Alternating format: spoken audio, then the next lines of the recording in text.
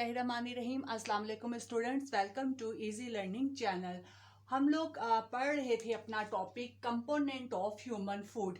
इसके पार्ट 1 में हमने पढ़ा था carbohydrates, protein, fats and vitamins के बारे में। ये उसी वीडियो का पार्ट 2 है जिसमें हम अपने बाकी के कंपोनेंट को देखेंगे। तो हमारे पास 5th नंबर पे कंपोनेंट ऑफ फूड आ जाता है, डेट इज मिनरल्स। मिनरल्स जो है वो इनऑर्गेनिक एलिमेंट्स होते हैं जो कि अर्थ पे इजीली फाउंड होते हैं, जैसे कि sodium, potassium, phosphorus, calcium, iron. अब हमारी बॉडी के अंदर बहुत ज़्यादा मिनरल्स भी मौजूद होते हैं हमारे फूड के अंदर, लेकिन जो बॉडी का ज़्यादा ज़रूरी मिनरल्स होते हैं वो दो होते हैं, that is calcium and iron. तो सबसे पहले हम देखते हैं कैल्शियम को। हमारी बॉडी के अंदर जितनी भी कैल्शियम मौजूद है उसमें 99% ऑफ कैल्शियम जो है हमारे बोन्स और टीथ में मौजूद होती है। अब कैल्शियम के सोर्सेज क्या है? हमें कैल्शियम हासिल होती है from dairy products, green vegetables, egg, dry fruit, fish etcetera. अब हम देखते हैं कैल्शियम का मेटाबॉलिक फंक्शन क्या होता है। कैल्शियम जो है हमारी बॉडी में ज़रूरी होती है किसके लिए? बोन एंड टीथ फॉर्मेशन के लिए, ब्लड क्लोटिंग के लिए और मसल्स कंट्रैक्शन के लिए।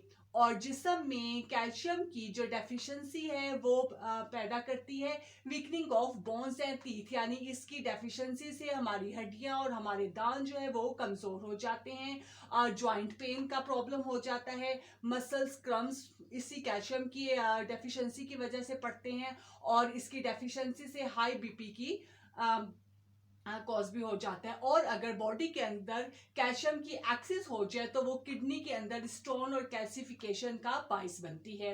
दूसरा हमारे पास जो इम्पोर्टेंट मिनरल है वो होता है आयरन। आयरन जो है आपको पता है कि हमारे ब्लड के अंदर रेड ब्लड सेल्स होते हैं और रेड ब्लड सेल्स का जो सबसे इम्पोर्टेंट कंपोनेंट होता है वो होता है हीमोग्लोबिन। और हीमोग्लोबिन जो है वो आयरन के वजह से होता है। आयरन जो है it is the important part of haemoglobin. इसके अलावा हमारे जो मसल्स का रेड मैटर होता है उसको भी आयरन की वजह से ही होता है, जिसे हम कहते हैं माइकोग्लोबिन। अब आयरन के सोर्सेज क्या है? वैसे तो हमारी बॉडी में ज्यादातर जो आयरन है वो जो ओल्डर आरबीसीज होते हैं उनकी रिसाइकल की वजह से बनता है। और अदर सोर्सेज जो है आयरन के वो होते हैं chicken, liver, egg yolk, spinach, peach, apple, कैरी, टोमेटो, फिश, मीट एक्सेट्रा। अब हम देखते हैं आयरन का मेटाबॉलिक फंक्शन क्या होता है। अभी मैंने आपको बताया कि iron is a part of haemoglobin, और हीमोग्लोबिन का काम क्या होता है कि ये पूरी बॉडी को थ्रू आउट जो है वो ऑक्सीजन की ट्रांसपोर्ट करता है through out the body.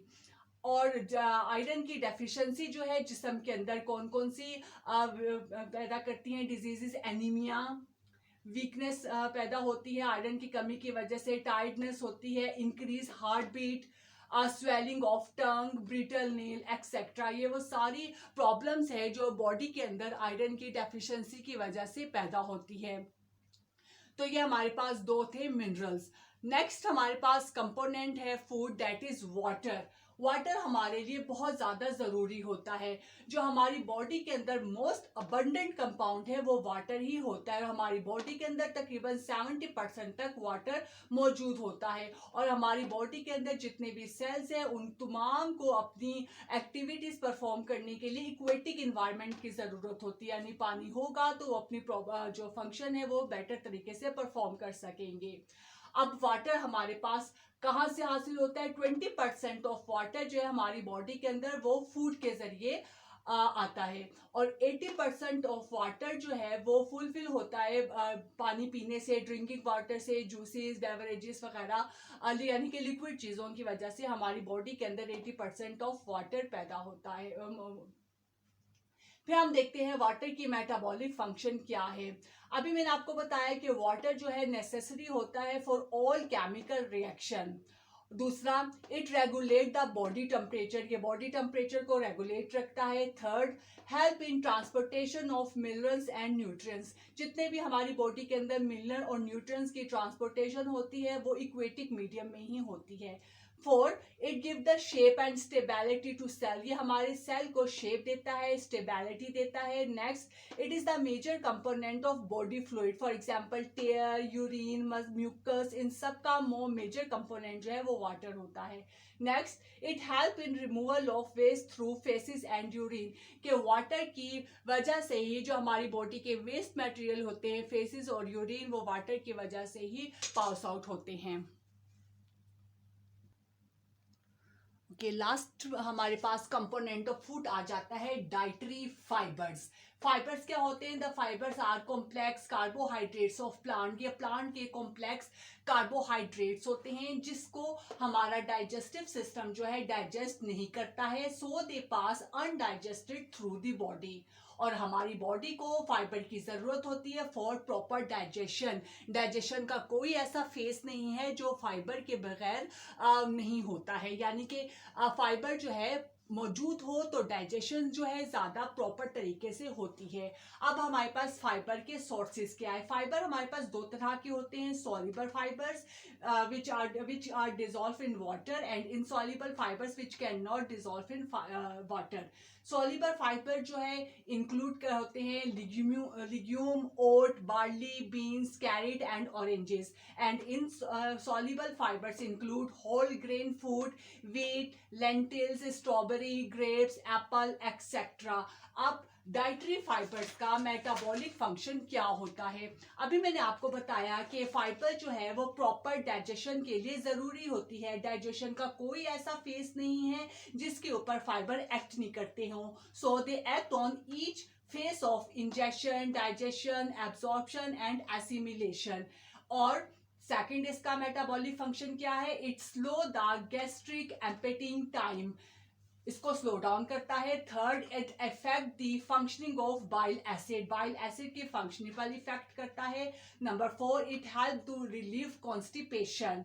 Next, soluble fibers help in lowering the blood cholesterol and sugar level. And insoluble fiber eliminate cancer causing agent called carcinogens. यानी कि तमाम फंक्शन जो है इसका डाइजेशन से ही रिलेटेड होते हैं. तो ये हमारे पास 8 कंपोनेंट ऑफ फूड थे जिसको हमने इन सब का सोर्सेज भी देख लिया और ये भी देख लिया कि इनका मेटाबॉलिक फंक्शन क्या होता है. लास्ट में हमारे पास एक छोटा सा टॉपिक आ जाता है बैलेंस डाइट. बैलेंस डाइट क्या होती है? ऐसी डाइट जिसमें हमारे पास तमाम कंपोनेंट ऑफ फूड मौजूद होते हैं, क्योंकि अगर बॉडी के अंदर कोई एक कंपोनेंट भी मौजूद नहीं होगा तो उससे बॉडी के अंदर डिफरेंट जो है डिजीजेस या डेफिशिएंसी कॉज हो जाएगी. इसलिए हमें ऐसी फूड लेनी चाहिए जिसमें तमाम कंपोनेंट ऑफ फूड मौजूद हो.